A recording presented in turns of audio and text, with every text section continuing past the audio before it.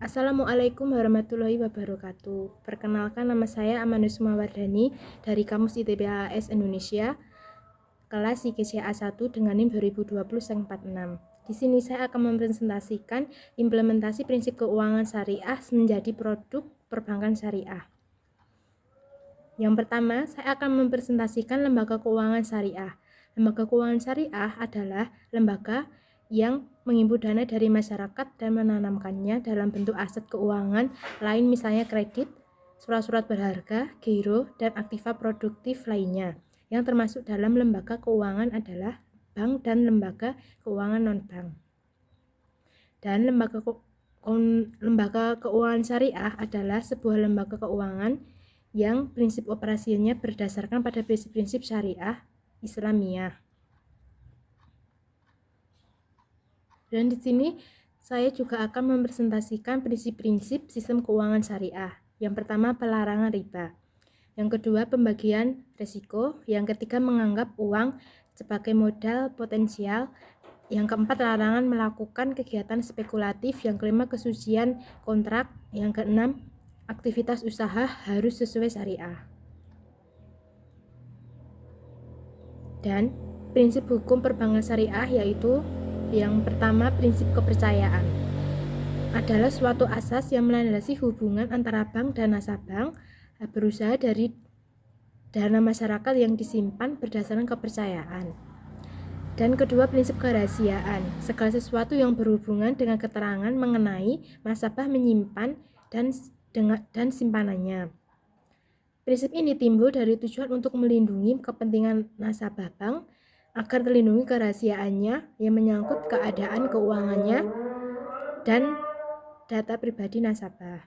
Yang ketiga, prinsip kehati-hatian, suatu asas yang mengatakan bahwa bank dalam menjalankan fungsi dari kegiatan usahanya wajib menerapkan prinsip kehati-hatian dalam rangka melindungi dana masyarakat yang dipercayakan padanya. Dan keempat, prinsip mengenal nasabah. Prinsip yang diterapkan bank untuk mengetahui identitas nasabah, memantau kegiatan transaksi nasabah, termasuk pelaporan transaksi yang mencurigakan. Dan saya juga akan mempresentasikan produk dan jasa perbankan syariah secara umum. 1. Tabungan syariah. Simpanan yang penarikannya melalui beberapa ketentuan yang sudah dijelaskan oleh pihak bank pada nasabah. Yang kedua, deposito syariah atau tabungan berjangka. Deposito berjangka banyak dipilih oleh masyarakat yang berinvestasi. Selain mudah, keuntungan dapat didapatkan juga lebih tinggi dari tabungan biasa. Deposito syariah merupakan akad mudharabah, artinya tabungan dengan sistem bagi hasil atau nisbah antara nasabah dan bank. Yang ketiga, gadai syariah atau RAN. Akad gadai syariah dipraktikkan pada PT Pegadaian yang meminjamkan uang kepada nasabah dengan jaminan harta yang bernilai yang dapat dijual. Usaha yang dipinjamkan adalah murni tanpa bunga. Yang keempat, giro syariah, salah satu produk perbankan syariah yang termasuk ke dalam konsep wadiah atau titipan adalah giro.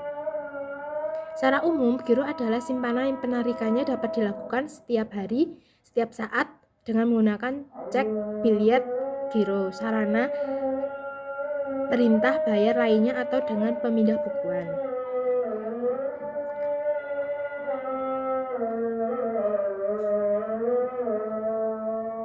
Dan giro memiliki ketentuan menggunakan akad mudharabah. Pertama, dalam transaksi nasabah bertindak sebagai sahibul mal. Dalam kapasitas sebagai mudhari dapat dilakukan berbagai macam usaha yang tidak bertentangan dengan prinsip syariah.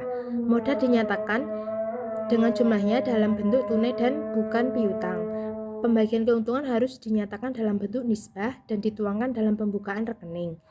Bank sebagai mudharib menutup biaya operasional giro dengan menggunakan nisbah keuntungan yang menjadi haknya. Bank tidak diperkenankan mengurangi nisbah keuntungan nasabah tanpa persetujuan yang bersangkutan. Giro sebagai akad wadiah mengikuti ketentuan. 1. Bersifat titipan. Yang kedua, titipan bisa diambil kapan saja Yang ketiga, tidak ada imbalan yang disyaratkan kecuali dalam bentuk pemberian yang bersifat sukarela dari pihak bank. Dan kelima, pembiayaan syariah atau ijarah. Leasing sudah sangat familiar dalam kehidupan kita sehari-hari karena sudah banyak masyarakat yang menggunakan jasa layanan tersebut. Contohnya dalam pembelian mobil, motor, dan benda berharga lainnya. Cukup di sini presentasi yang saya sampaikan. Mohon maaf jika ada kesalahan tutur kata yang kurang berkenan di hati Anda. Saya meminta maaf. Sekian dari saya. Wassalamualaikum warahmatullahi wabarakatuh.